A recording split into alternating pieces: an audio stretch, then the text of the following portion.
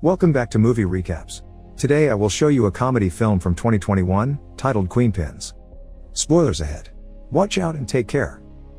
In Phoenix, Arizona, suburban housewife Connie is arrested in the middle of the night at her own house. As she gives up without a fight, she remembers how all this got started months ago. Connie is a former 3-time gold medal winning Olympic racewalker, but this isn't the kind of thing that makes you rich or famous. Nowadays she lives with her husband Rick, an IRS auditor she has a very tense relationship with. Because they weren't capable of having children, they spent a lot of money on treatments, but sadly, when Connie finally got pregnant, she lost the baby. That's when Rick decided to take a traveling position at work, so he can be away for 3 weeks every month. When he's home, he doesn't treat Connie well, constantly reminding her that she's jobless, that they lost money because she wanted to do multiple treatments when he was ready to give up after the first one, and scolds her for spending too much money on her obsession with coupons. That bit about an obsession is real. Connie hoards coupons and then buys things in large quantities, putting it all away in the nursery to cover the walls and forget about her loss.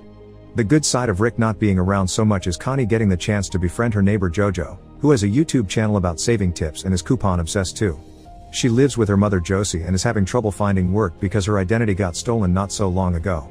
In her free time, she flirts with the mailman Earl and sells makeup door to door, which isn't going very well either. Whenever Connie goes to the supermarket, she gives cashier Greg dozens of coupons for her purchase. It holds back the line for a while, but it also means her final ticket goes from over $100 to $16. Connie always likes to say that if you watch the pennies, the dollars will take care of themselves. One afternoon, while putting away the groceries on the shelves, she gets upset when she sees the baby wallpaper among the boxes, so she decides to eat a bunch of cereal as if it could heal her depression.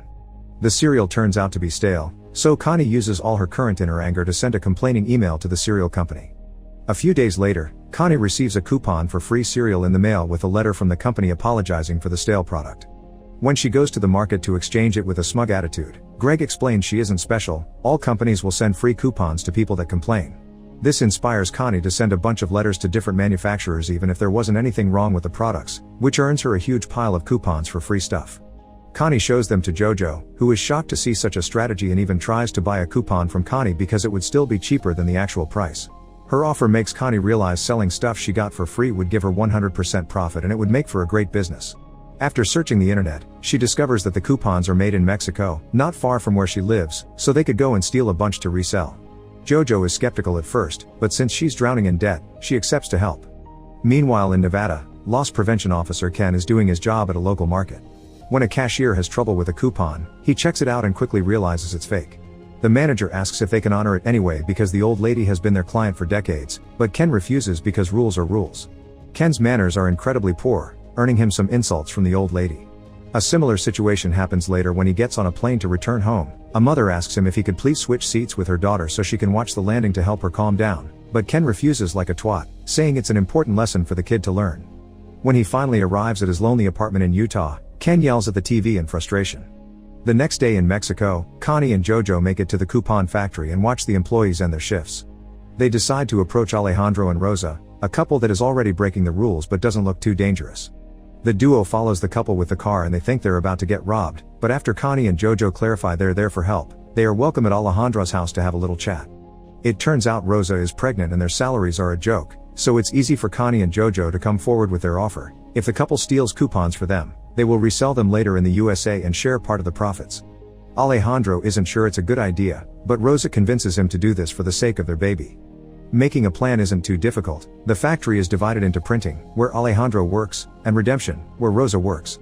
Each side usually doesn't know what the other does. With every coupon they print there's always an extra that is supposed to get destroyed, but Alejandro can ship those extras to Connie and Jojo when their trucks do their distributions around the USA.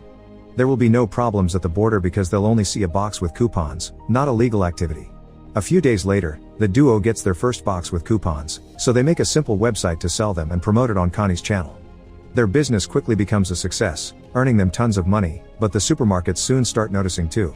Ken receives dozens of letters and phone calls from managers complaining about all the money they're losing, so he begins a thorough investigation until he can find a credit card number behind one of the many purchases made with these coupons.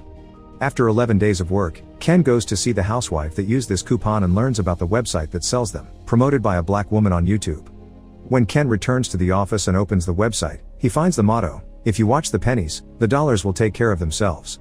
Back to the duo, they're upset to find their PayPal account has been frozen because it's received too much money too quickly. To unfreeze it, they need to prove they're running a legitimate business.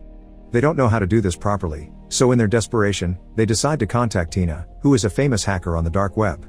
Tina scolds them for promoting this so freely because it can be all traced back to them, so after deleting JoJo's videos, she explains they need a front for their business so they can clean their money. They'll get a bunch of fake IDs, bank accounts, and a stash house to work in. Also, they must wait 6 months before spending their money so every connection they've established to their real names can have time to disappear. After agreeing Tina will get 10% for her help, she gives them a special encrypted USB stick for them to keep their important files in. Thanks to Tina's quick thinking, there are no clues left on the internet for Ken to follow. He goes to the FBI and gets told they'll look into it, but actually, they find a problem with coupons to be laughable, so they throw the case to their lowest desk worker Albert. Since he has nothing better to do, Albert accepts the case. Using JoJo's cosmetics brand as a cover and Tina's fake IDs, the coupon scam begins growing into a very profitable business again while Ken leaves messages for the FBI every day. 6 months later, the duo is ready to spend their money, but they remember Tina said it's dirty, so they have to clean it first. Remembering a story of Rick's about a client of his, Connie decides that they need to buy lots of expensive stuff to be resold later, and the money from those sales will be seen as clean. After convincing all the banks to give them the money in cash because it's to hire people for their cosmetic business, Connie and JoJo go on an incredibly expensive shopping trip. They buy sports cars, boats, a private plane, and even guns. Afterward, they take a trip to Las Vegas, where they discuss their future plans. JoJo will pay for her mother's mortgage, and Connie wants to try the fertility treatment again. Meanwhile, Ken finally receives the call from the FBI he's been waiting for. Albert informs him he can't do anything on the internet because an expert has deleted all cookie trails, but since the coupons are being sent through old regular mail, he'll send someone that can actually help. 2 days later, Ken meets Simon, a postal inspector. Simon accepts the case and asks Ken to order some coupons from the website so they can take a good look at the system. When the envelope arrives a couple of days later, Simon quickly notices the envelope says it's from Kansas but it actually comes from Arizona thanks to the special numbers on the online stamp. He will be flying to Phoenix soon and agrees to take Ken with him since he already knows all the supermarkets in the area.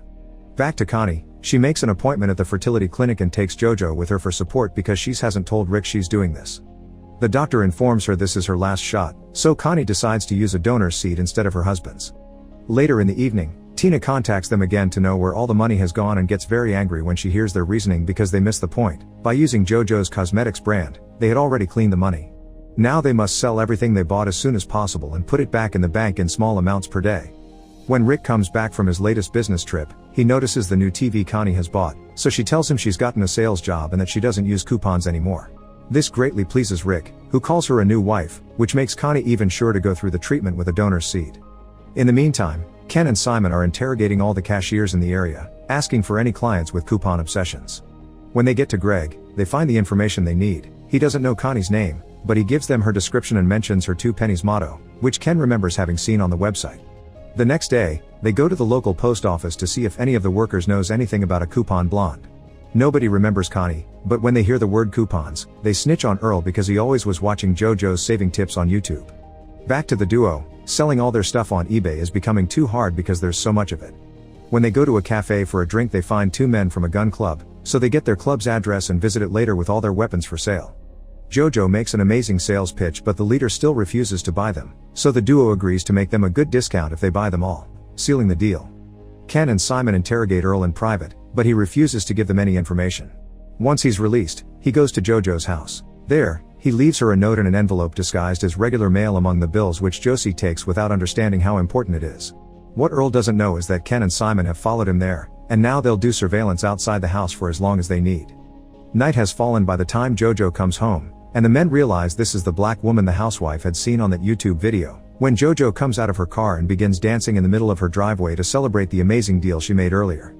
The next morning, JoJo is distracted by an argument with Josie and pays no attention to the mail, so she drives to the stash house as usual. Ken and Simon follow her there and see Connie as well, realizing she's the blonde from Greg's description. Simon gathers other postal inspectors to begin the operation properly, and now they have more details. It's very easy for them to find Connie's and JoJo's identities, especially when they show a picture to Greg and he confirms it. Later that night, JoJo can't sleep, so after checking on her mom, she goes to the kitchen to get a snack. That's when she finally finds Earl's note urging her to leave town, but it's too late. Simon arrives with his men and arrests Connie, JoJo, and Josie. After their homes and the stash house are raided, the arrest appears on the news, and Earl is surprised to see JoJo's face on TV. When the interrogations begin, Rick and Josie quickly say they had nothing to do with it and accept to cooperate with the authorities. Jojo tries to play the innocent card and pretends she doesn't know what they're talking about, but they've found her videos on her computer. Connie, on the other hand, admits her crime, but she's shocked to hear that they may be facing 40 years to life for fraud. If she takes full responsibility for starting all of it, they'll go easier on Jojo, so Connie accepts the deal. Jojo is released on bail. She thinks Josie paid it, but it was actually Earl, who is waiting for her outside with flowers. Sadly, Connie isn't as lucky. Rick only visits her to scold her and refuses to pay the bail, so Connie asks for a divorce. The investigation continues and the inspectors trace the coupons back to Alejandro and Rosa, but by the time they discover this, the couple has already disappeared. Since the trail has gone cold, the Mexican government won't go after them. Connie hires a rather expensive lawyer, and this proves to be the right decision. On the day of the trial, the lawyer convinces everyone that Connie and Jojo just made use of a loophole the same way corporations do all the time. His tactic is a success and Jojo gets 10 days in prison plus 1 year of probation, while Connie gets 11 months in jail with the possibility of parole. Simon and Ken aren't happy with this result and demand answers from the state attorney, who explains the judge went easy on the women because the brands on the coupons pressed for leniency to avoid bad press. For such megacorporations, the $80 million this scam cost them is just pocket change. Now the case is over, Simon must leave, but first, he tells Ken he's a good man and he's glad to have worked with him, but he also needs to dial down the attitude a little. As days pass, everyone's lives change. Ken begins being a little nicer, making exceptions for old clients with fake coupons and finally gathering the courage to make a profile on a dating app. Connie gets the divorce she wanted and the fertility treatment turns out to be a success, so she spends her months in prison with a big pregnant belly. The authorities take most of the scam's earnings, but luckily, they ignore the boxes in the nursery thinking it's just food, so Jojo gets to rescue those boxes, knowing Connie has been hiding cash in them all along. After getting together with Earl, he and Jojo move to Montenegro, a non-extradition country, to start a new scam under another cosmetics brand, waiting for Connie to come over when she's finally freed so they can work together again. Make sure to subscribe and turn on notifications so you can watch more videos like this. Thanks for watching.